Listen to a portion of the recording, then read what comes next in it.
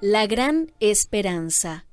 Viva con la certeza de que todo va a terminar bien. En la lectura, Alejandro Venegas. Capítulo 4. Vida para siempre. Satanás, que inició la rebelión en el cielo, procura que los habitantes de la tierra se unan en su guerra contra Dios.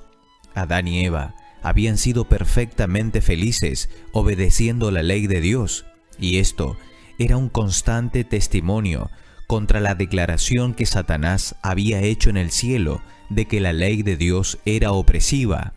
Lucifer determinó ocasionar la caída de la pareja edénica con el fin de poder poseer la tierra y en ella establecer su reino en oposición al Altísimo. Adán y Eva habían sido advertidos contra este adversario peligroso, pero él actuó de manera tenebrosa, ocultando sus propósitos, empleando como su medium a la serpiente, la cual era de un aspecto fascinante. Se dirigió a Eva con estas palabras: ¿con que Dios os ha dicho, no comáis de ningún árbol del huerto? Eva se atrevió a dialogar con él y cayó víctima de sus trampas. La mujer respondió a la serpiente: del fruto de los árboles del huerto podemos comer, pero del fruto del árbol que está en medio del huerto de Dios no comeréis de él, ni lo tocaréis, para que no muráis. Entonces la serpiente dijo a la mujer: no moriréis, pero Dios sabe que el día que comáis de él serán abiertos vuestros ojos y seréis como Dios, conocedores del bien y del mal. Génesis capítulo 3, versículos 1 al 5. Eva cedió y debido a su influencia, Adán fue inducido a pecar. Ellos aceptaron las palabras de la serpiente, desconfiaron de su Creador y se imaginaron que éste les estaba restringiendo la libertad. Pero finalmente, ¿cómo comprendió Adán el significado de las palabras: el día que de él comas, ciertamente morirás? Génesis capítulo 2, versículo 17. ¿Fue elevado a un grado más alto de existencia? Adán se dio cuenta de que no era este el significado de la sentencia divina. Dios declaró que como penalidad por su pecado, el hombre volvería a ser tierra. Polvo eres y al polvo volverás. Génesis capítulo 3, versículo 19. Las palabras de Satanás: serán abiertos vuestros ojos, resultaron ser verdad, solo en el sentido de que sus ojos fueron abiertos para discernir su locura. Conocieron el mal y probaron los amargos frutos de la transgresión. El árbol de la vida tenía el poder de perpetuar la existencia. Si Adán hubiera continuado gozando del libre acceso a ese árbol, habría vivido para siempre. Pero cuando pecó, fue prohibido de llegar a él y quedó sujeto a la muerte. La inmortalidad se perdió por causa de la transgresión. Y no habría habido ninguna esperanza para la raza caída si Dios, mediante el sacrificio de su propio Hijo, no hubiese puesto la inmortalidad a su alcance. Aunque la muerte pasó a todos los hombres, por cuanto todos pecaron, Cristo sacó a la luz la vida y la inmortalidad por el Evangelio. Solo por medio de Cristo puede obtenerse la inmortalidad. El que cree en el Hijo tiene vida eterna, pero el que se niega a creer en el Hijo no verá la vida. Romanos capítulo 5, versículo 12, Segunda de Timoteo capítulo 1, versículo 10, San Juan capítulo 3, versículo 36. La primera mentira. El que prometió vida en la desobediencia era el gran engañador. Y la declaración de la serpiente en el Edén: no moriréis, fue el primer sermón que se predicó sobre la inmortalidad del alma. Sin embargo, esta declaración, aunque descansa únicamente en la autoridad de Satanás, resuena desde los púlpitos y es recibida por la mayoría del género humano con tanta prontitud como lo hicieron nuestros primeros padres. a la divina sentencia, el alma que peque, esa morirá, Ezequiel capítulo 18, versículo 20, se le da el siguiente sentido: el alma que peque no morirá, sino que vivirá eternamente. Si el hombre, después de su caída, se le hubiese permitido libre acceso al árbol de la vida, el pecado se habría inmortalizado. Pero ni un solo miembro de la familia de Adán tuvo permiso para participar del fruto vitalizador. Por tanto, no hay ningún pecado inmortal.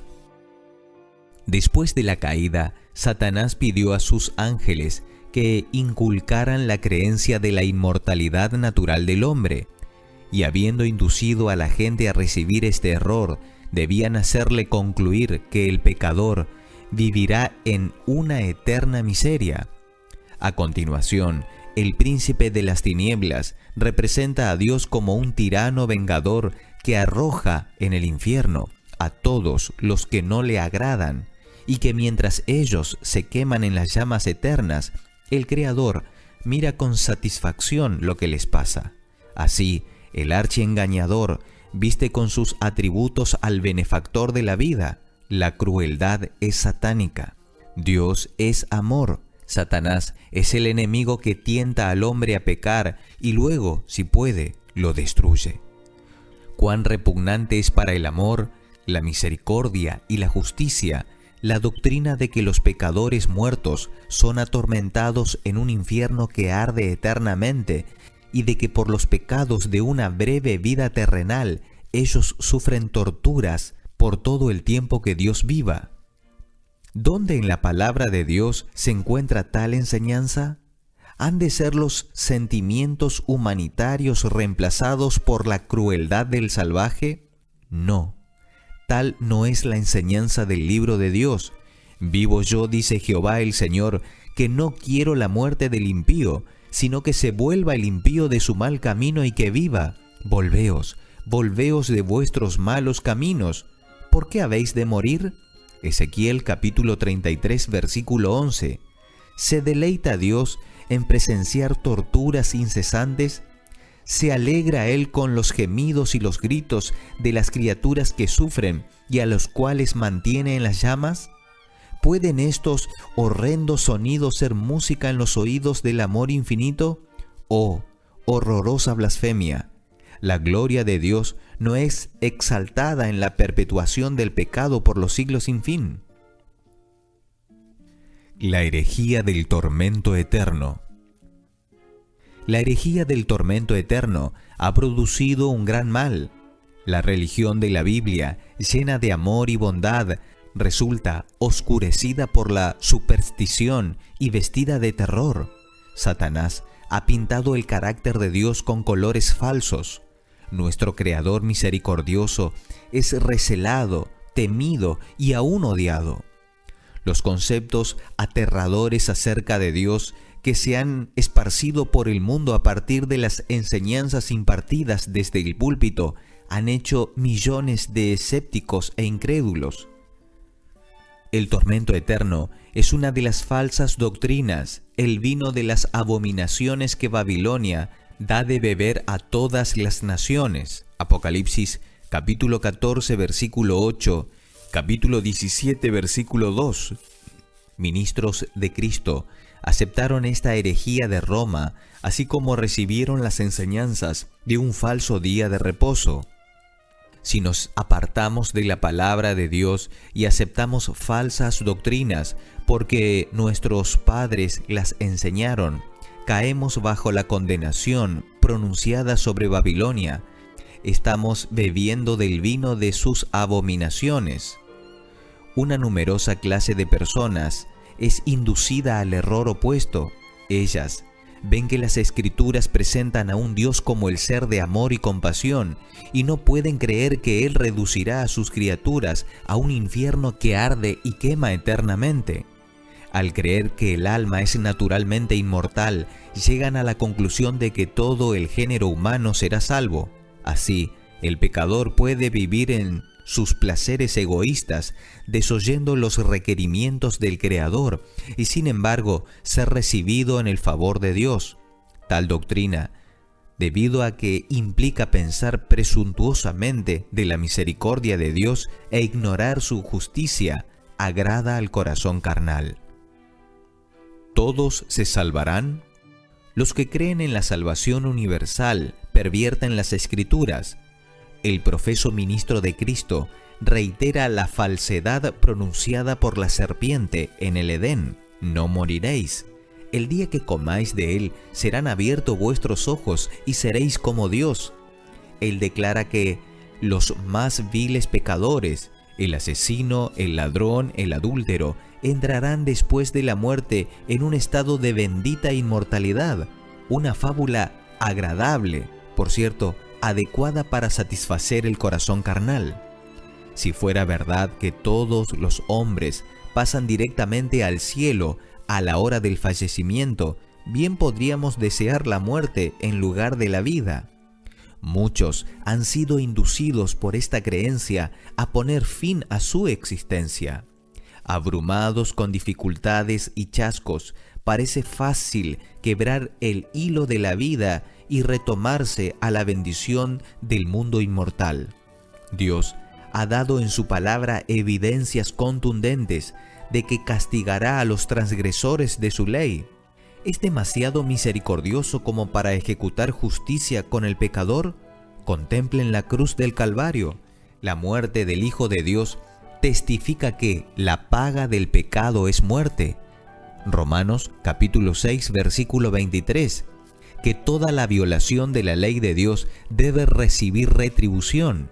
Cristo, el ser impecable, se hizo pecado por el hombre, llevó la culpa de la transgresión y soportó el ocultamiento del rostro de su Padre hasta que su corazón fue quebrantado y su vida depuesta. Y todo esto para que los pecadores pudieran ser redimidos. Por tanto, toda alma que rehúsa participar de la expiación provista a un precio semejante debe llevar sobre su propia persona la culpa y el castigo de la transgresión. La condición está especificada. Al que tiene sed, le daré gratuitamente de la fuente del agua de vida. Esta promesa se hace solamente a los que tienen sed. El vencedor heredará todas las cosas, y yo seré su Dios, y él será mi hijo. Apocalipsis capítulo 21, versículos 6 y 7. Se especifica la condición para heredar todas las cosas. Tenemos que vencer el pecado. No le irá bien al malvado. Eclesiastés capítulo 8, versículo 13. El pecador está acumulando sobre sí ira para el día de la ira y de la revelación del justo juicio de Dios, el cual pagará a cada uno conforme a sus obras. Tribulación y angustia sobre todo ser humano que hace lo malo. Romanos capítulo 2, versículos 5, 6 y 9. Ningún fornicario o inmundo o avaro que es idólatra tiene herencia en el reino de Cristo y de Dios. Seguid la paz con todos y la santidad, sin la cual nadie verá al Señor. Bienaventurados los que lavan sus ropas, para tener derecho al árbol de la vida y para entrar por las puertas en la ciudad. Pero los perros estarán afuera, y los hechiceros, los fornicarios, los homicidas, los idólatras y aquel que ama y practica la mentira. Efesios capítulo 5, versículo 5. Hebreos capítulo 12, versículo 14. Apocalipsis capítulo 22, versículos 14 y 15. Dios ha transmitido a los hombres declaraciones acerca de su modo de proceder con el pecado. Destruirá a todos los impíos. Los transgresores serán todos a una destruidos. La posteridad de los impíos será extinguida. Salmo capítulo 145, versículo 20. Capítulo 37, versículo 38. La autoridad del gobierno divino terminará la rebelión. Sin embargo, la justicia retributiva será acorde con el carácter de Dios como ser misericordioso y benévolo. Dios no fuerza la voluntad. Él no se complace en una obediencia servil. Desea que las criaturas de sus manos lo amen porque Él es digno de amor. Quiere que le obedezcan porque tienen un precio inteligente de sabiduría, justicia y benevolencia. Los principios del gobierno divino están en armonía con el precepto del Salvador. Amad a vuestros enemigos. San Mateo, capítulo 5, versículo 44. Dios ejecuta justicia sobre el malvado, por el bien del universo y aún por el bien de aquellos que son motivo de sus juicios. Él quiere hacerlos felices si puede, los rodea de las manifestaciones de su amor y continúa sus ofertas de misericordia, pero ellos desprecian su amor, rechazan su ley y no aceptan su misericordia. Constantemente reciben sus dones, pero deshonran al dador. El Señor tiene larga paciencia con la perversidad, pero a estos rebeldes los aprisionará con cadenas a su lado y los obligará a hacer su voluntad. No preparados para ir al cielo. Los que eligieron a Satanás como su líder no están preparados para estar en la presencia de Dios. El orgullo, el engaño, el libertinaje y la crueldad se han fijado en sus caracteres. Pueden entrar al cielo para morar para siempre con aquellos a quienes odiaban en la tierra. La verdad jamás será agradable para un mentiroso. La mansedumbre no satisfará al engreído. La pureza no será aceptable para el corrupto. El amor desinteresado no resultará atractivo para el egoísta. ¿Qué gozo puede ofrecer el cielo para los absortos en sus intereses egoístas? ¿Podrían aquellos cuyo corazón está lleno de odio hacia Dios, un Dios de verdad y santidad, mezclarse con la multitud del cielo y unir sus cantos de alabanza con ella? Se les concedieron años de prueba y de gracia, pero ellos nunca educaron la mente para amar la pureza, nunca aprendieron el lenguaje del cielo. Ahora es demasiado tarde. Una vida de rebelión contra Dios los ha descalificado para el cielo. Su pureza y paz serían una tortura para ellos. La gloria de Dios sería un fuego consumidor. Anhelarían huir de ese lugar sagrado y darían la bienvenida a la destrucción para esconderse del rostro de aquel que murió para redimirlos. El destino de los malos es fijado por su propia elección. Su exclusión del cielo es voluntaria y ha sido elegida por ellos mismos, y a la vez es un acto justo y misericordioso por parte de Dios. Como las aguas del diluvio, los fuegos del día final declararán el veredicto divino de que los que persistieron en la maldad son incurables. Su voluntad ha sido ejercitada en la rebelión. Cuando termine la vida, será demasiado tarde para volver sus pensamientos de la transgresión a la obediencia, del odio al amor. Dos destinos. La paga del pecado es muerte, pero la dádiva de Dios es vida eterna en Cristo Jesús, Señor nuestro. Mientras la vida es la herencia de los justos, la muerte es la recompensa de los pecadores. En la Biblia se presenta la muerte segunda, en contraste con la vida eterna. Romanos capítulo 6 versículo 33, Apocalipsis capítulo 20 versículo 14. Como consecuencia del pecado de Adán, la muerte pasó a toda la raza humana. Todos van a la tumba de la misma manera, y por medio del plan de salvación, todos habrán de ser rescatados de la tumba. Ha de haber resurrección de los muertos, así de justos como de injustos, porque así como en Adán todos mueren, también en Cristo todos serán vivificados. Pero se establece una distinción entre las dos clases de personas que serán resucitadas. Todos los que están en los sepulcros oirán su voz, la del Hijo del Hombre, y los que hicieron lo bueno saldrán a resurrección de vida, pero los que hicieron lo malo a resurrección de condenación. Hechos capítulo 24 versículo 15, Primera de Corintios capítulo 15 versículo 22, San Juan capítulo 5 versículos 28 y 29. El fin del sufrimiento. Los que han sido tenidos por dignos de resucitar para la vida eterna son llamados dichosos y santos. La segunda muerte no tiene poder sobre estos. San Lucas capítulo 20 versículo 35, Apocalipsis capítulo 20 versículo 6. Pero los que no hayan obtenido el perdón por medio del arrepentimiento y la fe deben recibir la paga del pecado, el castigo según sus obras, y terminar en la muerte segunda.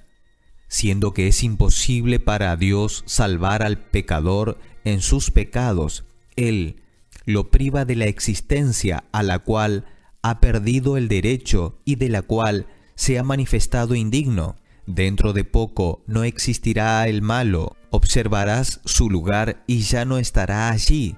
Serán como si no hubiesen existido. Salmo capítulo 37 versículo 10, Abdías 16. Se hundirán indefectiblemente en el olvido eterno e irreparable. Y así se pondrá fin al pecado.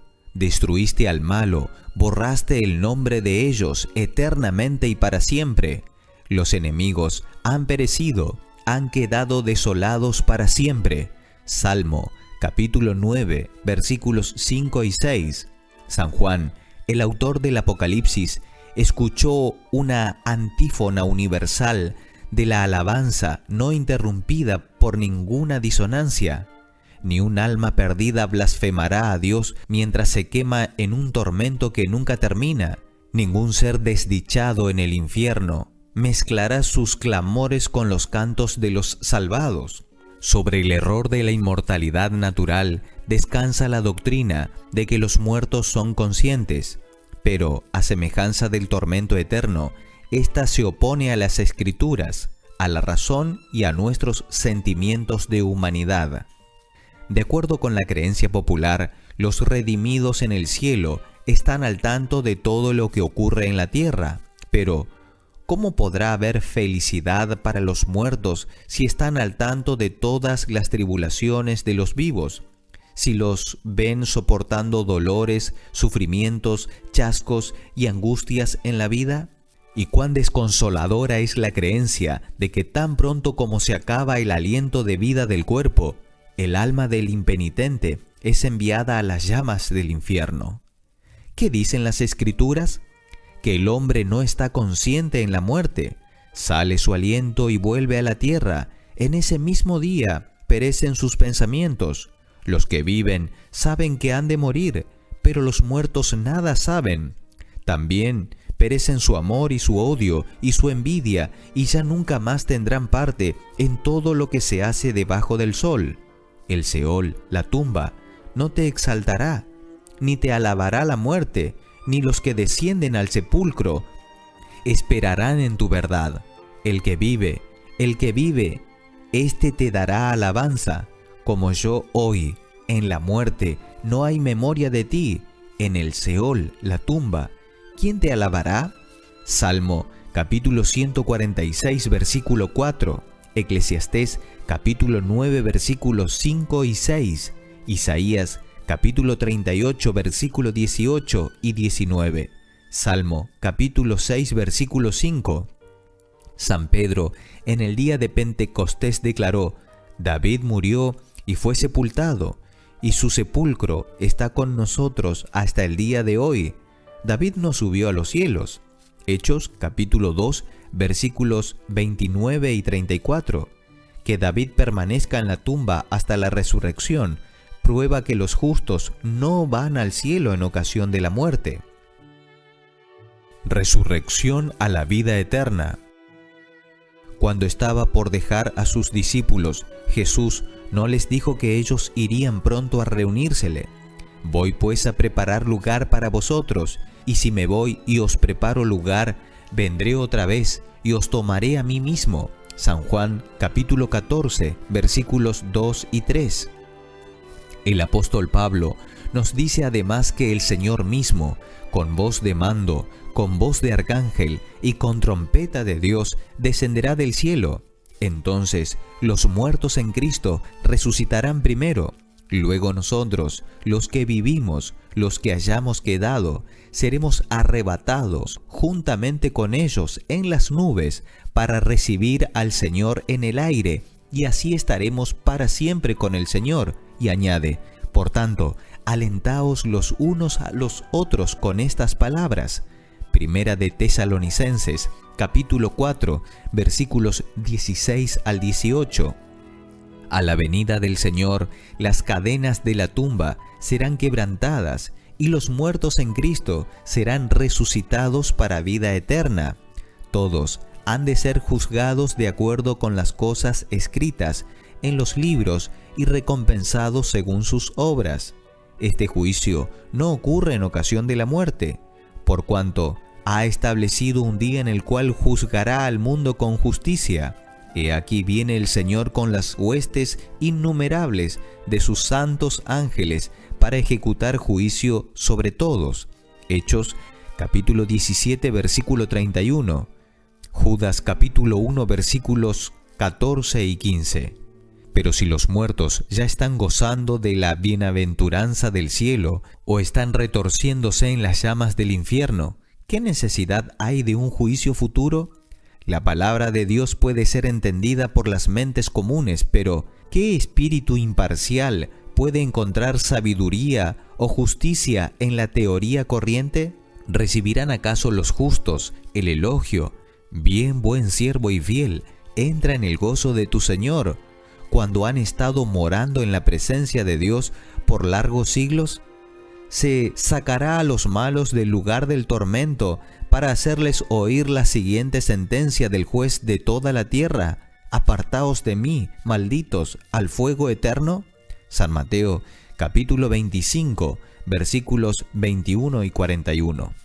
La teoría de la inmortalidad del alma fue una de esas falsas doctrinas que Roma extrajo del paganismo.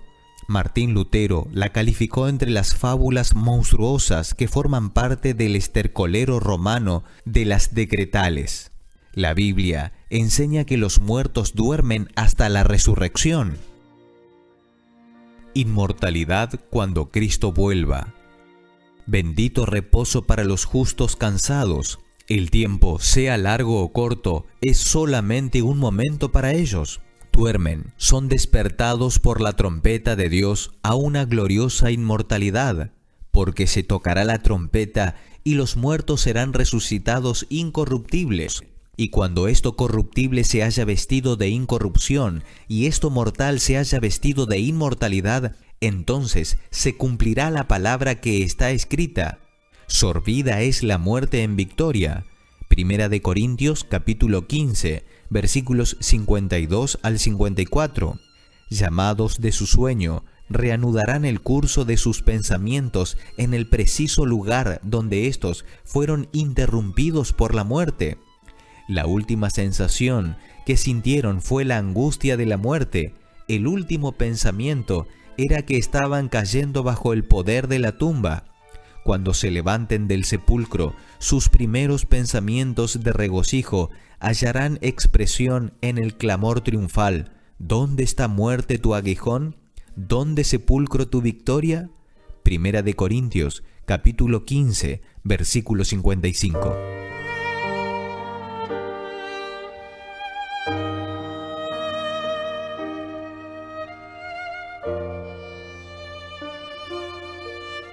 Esto fue La Gran Esperanza. Lectura de Alejandro Venegas sobre textos de Elena de White.